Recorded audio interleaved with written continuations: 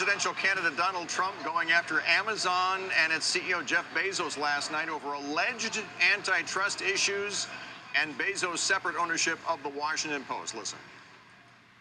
This is owned as a toy by Jeff Bezos, who controls Amazon. Amazon is getting away with murder tax-wise. He's using the Washington Post for power so that the politicians in Washington don't tax Amazon like they should be taxed.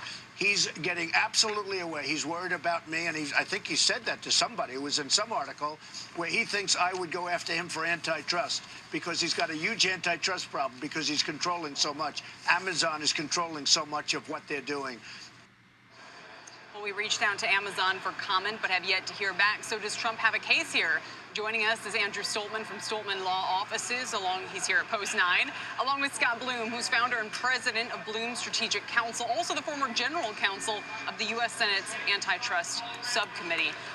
Welcome, guys. And, what's the antitrust case here against Amazon, Andrew? Well, I think the antitrust case has to do with the fact that Amazon is an 800-pound gorilla. They have 50% of all online sales, and they have done things in the past that at least raise an indicia of potential anti-competitive products. I mean, they skewered diapers.com, Zappos, and some of those other companies. So when you're that big, you get a target on your back. European regulators have already started investigating them for some of the book sale issues. They did buy Zappos, right? They did, yeah, eventually, but they skewered them for a while. All right, Scott, you're not buying this argument, are you?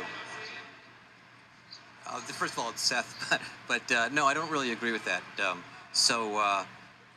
It seems like Donald Trump has a problem with Jeff Bezos owning the Washington Post and some things that the Washington Post has said, but he really hasn't articulated any antitrust complaint. I mean, there's an old saying in antitrust law, which is that big is not bad.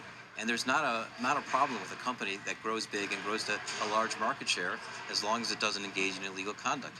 In the case of Amazon, they have become a very efficient producer and have delivered many benefits to consumers. And that's what really is the test here, is whether the conduct of Amazon is benefiting or harming consumers.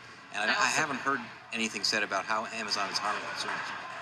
Go ahead, Andrew. Look, Kelly, I feel like I'm in a bizarro world. You have a Republican candidate that is raising antitrust concerns, and he hasn't provided any details to us. But all I'm saying is when you have a company this big that controls that segment of the market, that's problematic. Now, I know there are a lot of competitors out there, so that kind of allays some of those concerns. I mean, but Amazon shouldn't take these statements from Donald Trump so lightly, because once you get the DOJ, once you get the FTC looking at you, there could potentially be problems.